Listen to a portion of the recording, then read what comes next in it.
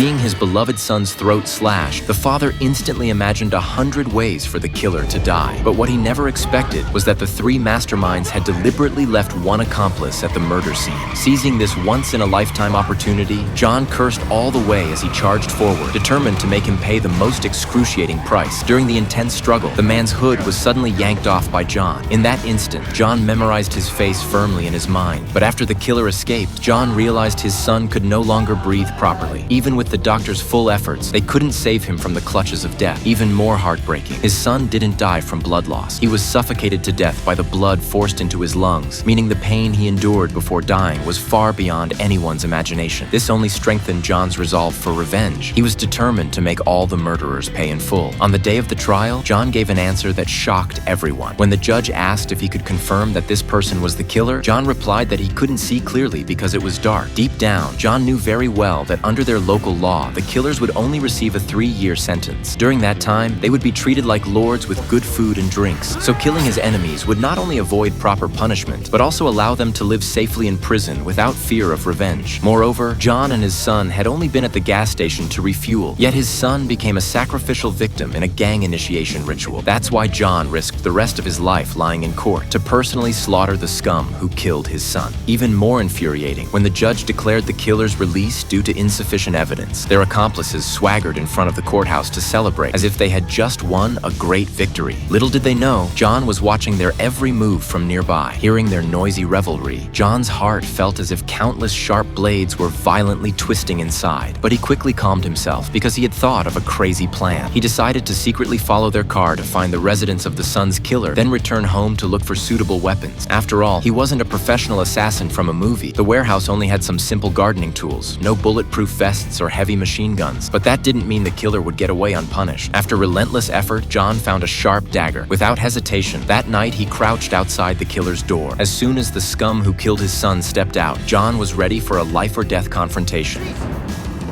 Unexpectedly, the man showed not a shred of remorse, but instead wildly insulted John's deceased son. This instantly made John furious. How could his beloved son lie in the grave while the psychopathic killer was protected and favored? Since the law wouldn't deliver justice, he would ensure the killer paid in blood by his own hands.